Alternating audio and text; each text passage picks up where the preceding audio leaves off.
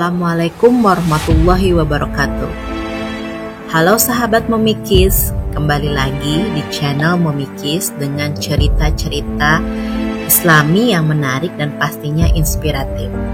Apa kabar semuanya? Mudah-mudahan kita selalu ada dalam lindungan Allah Subhanahu wa Ta'ala.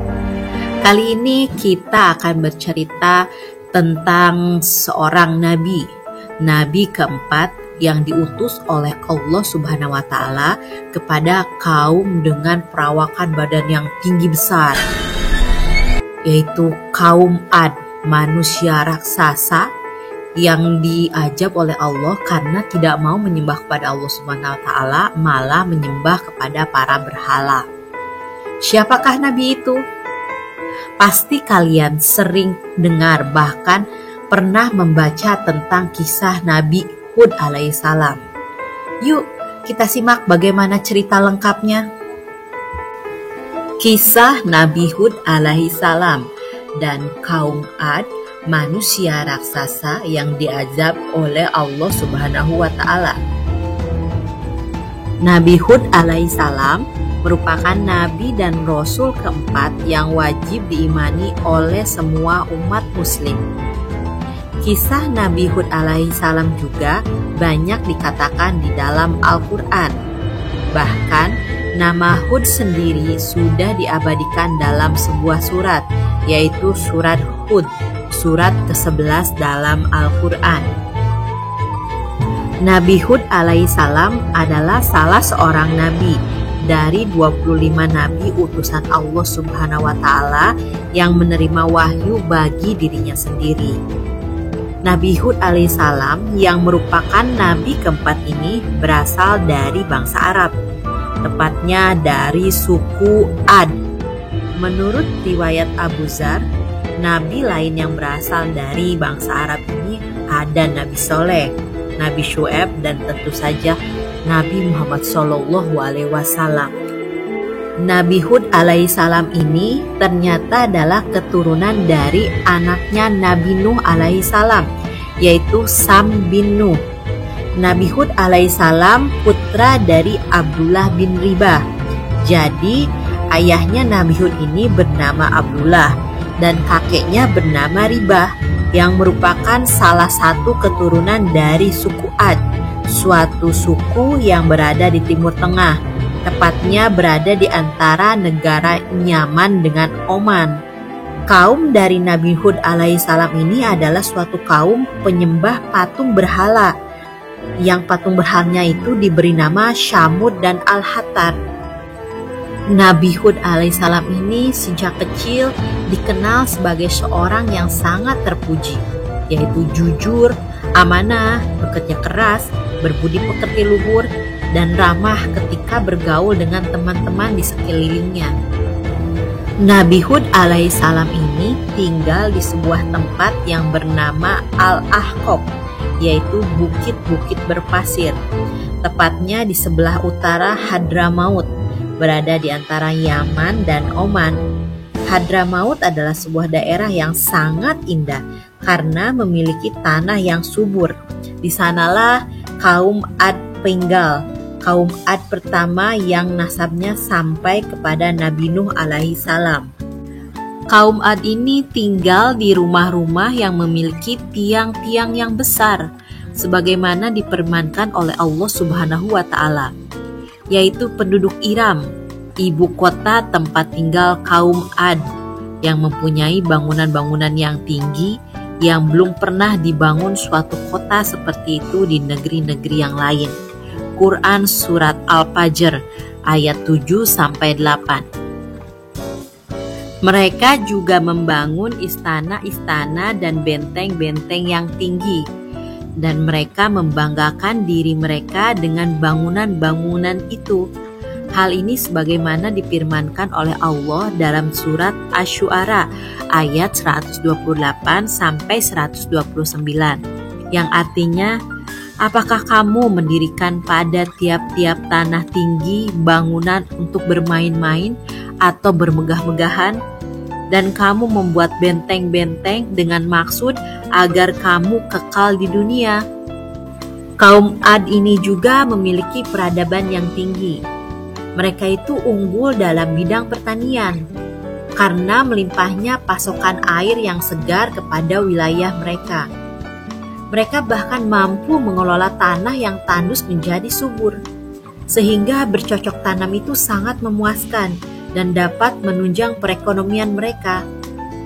Tempat tinggal mereka ketika itu menjadi ladang yang subur dan hijau, penuh dengan kebun-kebun yang indah dan mata air. Dalam bidang peternakan pun, mereka mampu memelihara hewan ternak dengan baik, sehingga mendatangkan hasil yang sangat memakmurkan bagi mereka. Mereka memiliki harta dan binatang ternak yang sangat banyak. Allah Subhanahu wa Ta'ala juga mengkaruniakan kepada mereka bentuk fisik yang berbeda dengan yang lainnya. Badan mereka itu sangat tinggi dan kuat. Menurut Wahab bin Mudabi mengatakan bahwa tinggi dari postur laki-laki kaum Ad ini adalah 100 siku dan yang paling pendeknya itu adalah 60 siku. Mereka itu belum mencapai dewasa kecuali mereka berumur 100 tahun. Bahkan mereka bisa mencapai umur lebih dari 400 tahun. Tidak pernah terlihat orang-orang kalangan mereka yang meninggal dan belum pernah ditemukan jenazah. Ukuran kepala mereka itu sangat besar, kira-kira sebesar kubah. Mereka adalah kaum yang kejam. Apabila mereka menyerang atau berperang dengan suatu kaum lainnya, maka mereka dapat memenangkan perang tersebut dengan mudah, karena serangan mereka itu sangat mengerikan. Kaum Ad ini juga terkenal dengan kepiawaiannya dalam hal siasat perang, sehingga musuh-musuhnya merasa ketakutan dan takut sebelum berperang. Hal ini disebabkan oleh kejamnya kaum Ad kepada musuhnya. Mereka itu lebih suka menyiksa musuh yang tidak berdaya dengan berbagai siksaan yang di luar batas keprimanusiaan.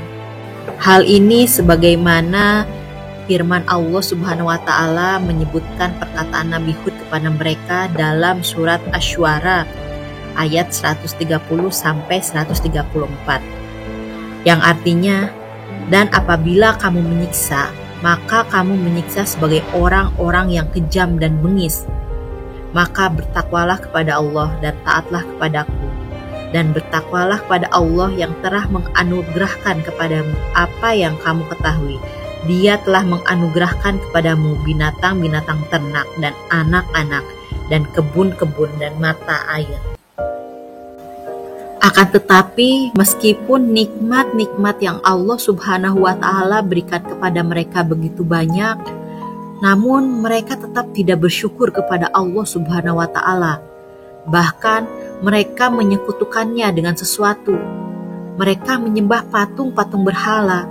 Dan mereka adalah kaum pertama yang menyembah patung setelah banjir besar pada zaman Nabi Nuh alaihissalam. Tidak hanya itu, mereka juga mengerjakan berbagai maksiat dan dosa serta mengadakan kerusakan di muka bumi. Ibnu Katsir mengatakan bahwa kaum Ad generasi pertama adalah kaum yang pertama kali menyembah berhala usai bencana banjir yang terjadi pada saat zaman Nabi Nuh alaihissalam. Setelah peristiwa banjir besar, Nabi Nuh dan pengikutnya menyebarkan keturunannya di bumi. Berabad-abad lamanya, bumi menjadi tempat yang aman dan tentram bagi manusia dan semua makhluk Allah. Tidak ada manusia yang hatinya ingkar kepada Allah Subhanahu wa Ta'ala. Setan pun berkeluh kesah karena menganggur, tidak bisa berbuat apa-apa.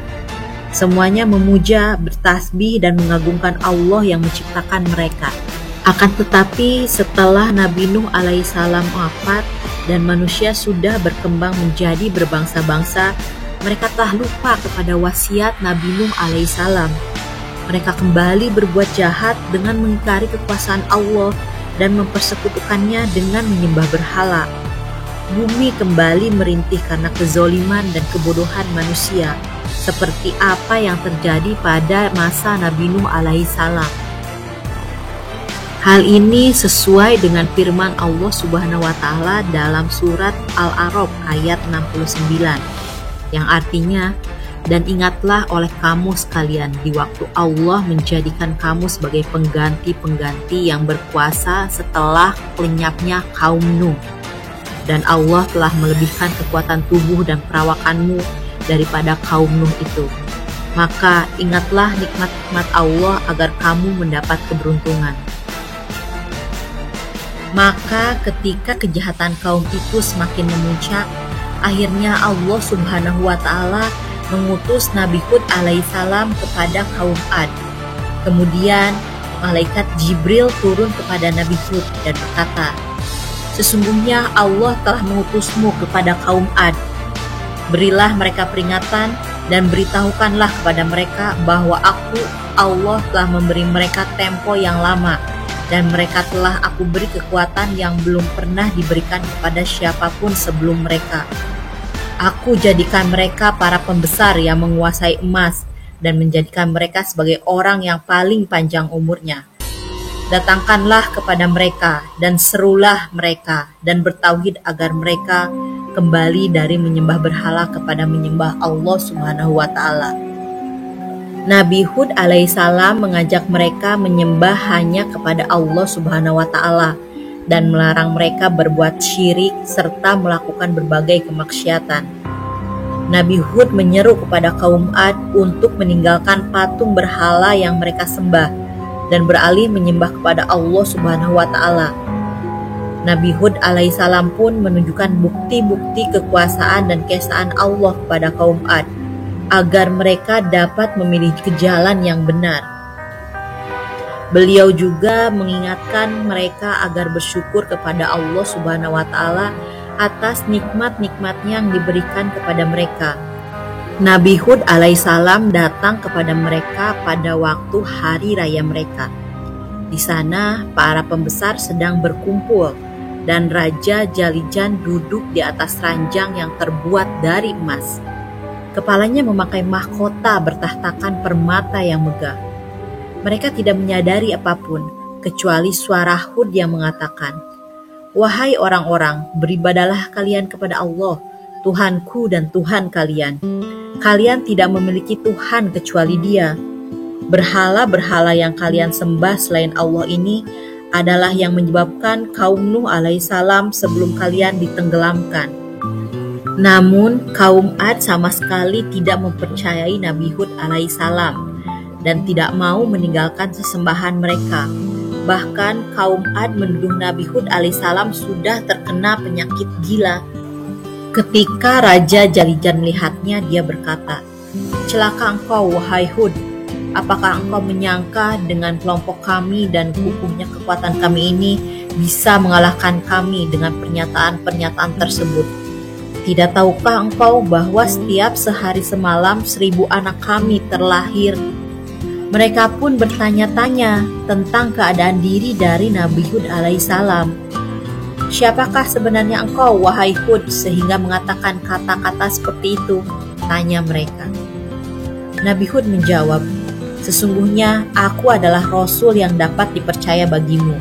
Oleh karena itu, bertakwalah kamu kepada Allah dan taatilah aku." Maka kaumnya membantahnya dengan kasar dan sombong sambil berkata, "Sesungguhnya kami benar-benar memandang kamu dalam keadaan kurang akal, dan sesungguhnya kami menganggap kamu termasuk orang-orang yang berdusta." Nabi Hud pun menjawab, "Wahai kaumku, tidak ada padaku kekurangan akal sehat sedikit pun. Tetapi aku ini adalah utusan dari Tuhanmu semesta alam. Aku menyampaikan amanat-amanat Tuhanku kepadamu, dan aku hanyalah pemberi nasihat yang terpercaya bagimu." Kaumnya pun semakin sombong. Di samping menolak dengan keras beribadah kepada Allah Subhanahu wa Ta'ala, mereka berkata kepada Nabi Hud alaihissalam, "Wahai Hud, kamu tidak mendatangkan kepada kami suatu bukti yang nyata, dan kami sekali-kali tidak akan meninggalkan sesembahan-sesembahan kami karena perkataanmu, dan kami sekali-kali tidak akan mempercayai kamu. Kami tidak mengatakan melainkan bahwa sebagian sesembahan kami telah menimpakan penyakit gila atas dirimu." Meskipun begitu, Nabi Hud alaihissalam tetap bersabar dan mengajak mereka untuk mengikuti kebenaran. Beliau mengingatkan mereka akan nikmat-nikmat Allah pada mereka dengan harapan mereka mau bertobat kepada Allah Subhanahu wa Ta'ala dan meminta ampunan kepadanya. Beliau berkata, "Dan bertakwalah kepada Allah yang telah menganugerahkan kepadamu apa yang kamu ketahui. Dia telah menganugerahkan kepadamu binatang-binatang ternak dan anak-anak dan kebun-kebun dan mata air." Akan tetapi Nabi Hud alaihissalam tidak mendapatkan kaumnya selain sebagai manusia yang telah mati hatinya dan telah menjadi keras seperti batu, memegang teguh kesesatan dan penyimpangannya dan tetap kokoh menyembah patung berhala. Mereka juga membalas nasihatnya dengan tindakan zolim dan olokan-olokan, sehingga Nabi Hud berkata kepada mereka, "Sesungguhnya aku bersaksi kepada Allah, dan saksikanlah olehmu sekalian bahwa sesungguhnya aku berlepas diri dari apa yang kamu persekutukan dengan yang lain. Sebab itu jalankanlah tipu dayamu semua terhadapku, dan janganlah kamu memberi tangguh kepadaku. Sesungguhnya aku bertawakal kepada Allah Tuhanku dan Tuhanmu. Tidak ada suatu binatang melata pun melainkan dialah yang memegang ubun-ubunnya. Sesungguhnya Tuhanku di atas jalan yang lurus. Jika kamu berpaling, maka sesungguhnya aku telah menyampaikan kepadamu apa yang aku diutus untuk menyampaikannya kepadamu. Dan Tuhanku akan mengganti kamu dengan kaum yang lain dari kamu, dan kamu tidak dapat membuat mudorot kepadanya sekalipun. Sesungguhnya Tuhanku adalah Maha Pemelihara segala sesuatu." Tatkala Nabi Hud alaihissalam merasa bosan mengajak mereka untuk mengesahkan Allah Subhanahu wa Ta'ala, tetapi mereka tidak mendengarkannya, akhirnya beliau memohon kepada Allah agar wanita-wanita mereka dimandulkan, sehingga pada tahun itu tidak ada satupun wanita yang hamil. Mereka akhirnya mengadukan hal tersebut kepada Raja Jalijan. Mereka pun berkata, "Sesungguhnya Hud telah membuat istri-istri kami mandul. Kami khawatir apa yang dikatakannya itu memang benar."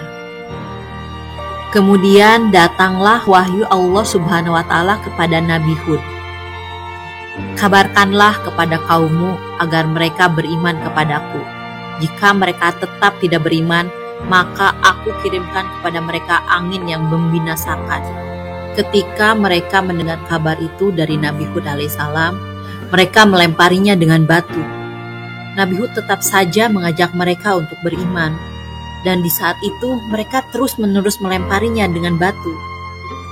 Ketika Nabi Hud merasa putus asa akan mereka, dia berkata, "Wahai Tuhanku, Engkau tahu bahwa sesungguhnya aku telah menyampaikan risalahmu kepada kaum Ad, tetapi mereka tetap dalam kekafiran mereka karena kesesatan mereka yang nyata. Tidak ada kaum yang dihancurkan oleh Allah secara tiba-tiba tanpa didahului dengan datangnya seorang utusan kepada mereka untuk memberi peringatan. Kehancuran yang ditimpakan pada suatu kaum, baik yang bertahap maupun tiba-tiba, ketika peringatan dan dakwah yang dibawa Nabi Allah itu tidak mendapat tanggapan dan penerimaan dari kaum tersebut. Adapun balasan Allah atas pembangkangan kaum Ad dan memilih untuk tetap pada kekafirannya ada dua tahap. Tahap pertama, Allah memberikan paceklik dan kekeringan yang melanda ladang dan kebun mereka, sehingga menimbulkan kekhawatiran terhadap hasil panen yang akan didapat. Akan tetapi, kaum Ad tetap saja menyombongkan diri dan membanggakan diri dengan kekuatannya. Dan mereka berkata kepada Nabi Hud dengan sombongnya, "Siapakah yang lebih kuat dan kekuatannya daripada kami?" Mereka juga mengolok-olok Nabi Hud dan meminta kepadanya agar disegerakan azab. "Maka datangkanlah azab yang kamu ancamkan kepada kami jika kamu termasuk orang-orang yang benar." Nabi Hud pun menjawab, "Sungguh sudah pasti kamu akan ditimpa azab dari kemarahan Tuhanmu. Apakah kamu sekalian hendak berbantahan dengan aku tentang nama-nama berhala yang kamu serta nenek moyangku menamakannya? Padahal Allah sekali-kali tidak menurunkan hujah untuk itu." maka tunggulah azab itu. Sesungguhnya aku juga termasuk orang yang menunggu. Maka mulailah azab Allah Subhanahu wa Ta'ala datang kepada kaum Ad. Allah Subhanahu wa Ta'ala mengirimkan kepada mereka hawa yang panas yang membuat sumur-sumur dan sungai-sungai menjadi kering. Tanaman dan buah-buahan menjadi mati. Hujan pun berhenti turun dalam waktu yang cukup lama. Dalam situasi seperti ini, Nabi Hud sebagai utusan Allah tetap mengajak kaumnya dan senantiasa memberi peringatan sampai tiba saat Allah memberikan keputusannya yang final, yang berbentuk penghancuran secara total. Nabi Hud alaihissalam tetap berusaha meyakinkan bahwa kekeringan itu adalah suatu permulaan balasan dari Allah yang dijanjikan. Ia berusaha membujuk bahwa Allah masih memberi kesempatan untuk sadar dari kesesatan dan kembali kepada jalan yang lurus, yaitu beriman kepadanya, dan meninggalkan penyembahan berhala, kemudian bertobat dan memohon ampun kepadanya, agar dengan demikian dapat diturunkan hujan yang lebat atas izin Allah, sehingga terhindar dari bahaya kelaparan yang mengancam. Akan tetapi, karena kesombongannya yang menutupi mata hatinya, justru menganggap Nabi Hud sebagai pembawa janji-janji palsu, dan malahan mereka pergi menghadap kepada berhala-berhala untuk memohon perlindungan dari musibah kekeringan yang mereka hadapi. Tahap kedua daripada balasan Allah untuk kaum Ad adalah dimulai dengan terlihatnya gumpalan awan hitam yang tebal di atas mereka. Ketika mereka melihatnya, mereka bergembira dan mengira bahwa mereka akan diberikan curahan hujan. Lalu mereka berkata, "Inilah awan yang akan menurunkan hujan kepada kami." Mereka mengira bahwa awan itu akan datang membawa kebaikan untuk mereka, menghilangkan haus dahaga mereka, memberi minum hewan-hewan mereka, dan menyirami kebun-kebun dan tanaman-tanaman mereka. Padahal awan itu datang membawa azab bagi mereka. Melihat sikap kaum Ad yang seakan riang gembira itu, berkatalah Nabi Hud alaihissalam dengan nada yang seakan-akan mengejek bahwa awan hitam tersebut bukanlah awan yang akan mendatangkan rahmat bagi kalian, melainkan akan mendatangkan azab yang menghancurkan sebagai balasan terhadap apa yang telah kujanjikan, dan kalian mendustakannya, dan juga sebagai bukti kebenaran yang senantiasa kalian menentangnya untuk diperlihatkan. Akhirnya beberapa saat kemudian apa yang telah diramalkan oleh Nabi Hud menjadi kenyataan, bahwa awan hitam yang dikira akan menurunkan hujan tetapi tidak kunjung turun, melainkan angin topan yang kencang disertai dengan bunyi gemuruh mengerikan yang justru datang menyapanya, hingga akhirnya meluluh lantakan segala apa yang mereka banggakan, mulai dari bangunan, harta kekayaan, dan semua yang mengingkari dakwah Nabi Hud alaihissalam. Mereka pun ditimpa angin yang kencang yang terus-menerus menimpa mereka selama 7 malam 8 hari yang tiada henti, yang membinasakan segala sesuatu yang ada di hadapannya, sehingga mereka semua binasa. Allah Subhanahu wa Ta'ala pun berfirman, maka ketika mereka melihat ajab itu berupa awan yang menuju ke lembah-lembah mereka, berkatalah mereka, "Inilah awan yang akan menurunkan hujan kepada kami." Bukan, bahkan itulah azab yang kamu minta agar datang dengan segera, yaitu angin yang mengandung azab yang pedih, yang menghancurkan segala sesuatu dengan perintah Tuhannya. Maka jadilah mereka tidak ada yang kelihatan lagi, kecuali bekas-bekas tempat tinggal mereka. Demikianlah kami memberi balasan kepada kaum yang berdosa. Quran Surat Al-Ahqaf ayat 24. Pada saat kejadian tersebut, Nabi Hud alaihissalam dan para pengikutnya tetap berdiam diri di rumah, tanpa merasakan sedikit pun bahaya dari angin topan tersebut. Dan Allah Subhanahu wa Ta'ala menyelamatkan Nabi Hud dan orang-orang yang beriman bersamanya. Allah Subhanahu wa Ta'ala berfirman, "Maka kami selamatkan Hud beserta orang-orang yang bersamanya dengan rahmat yang besar dari kami. Dan kami tumpas orang-orang yang mendustakan ayat-ayat kami. Dan mereka bukanlah orang-orang yang beriman."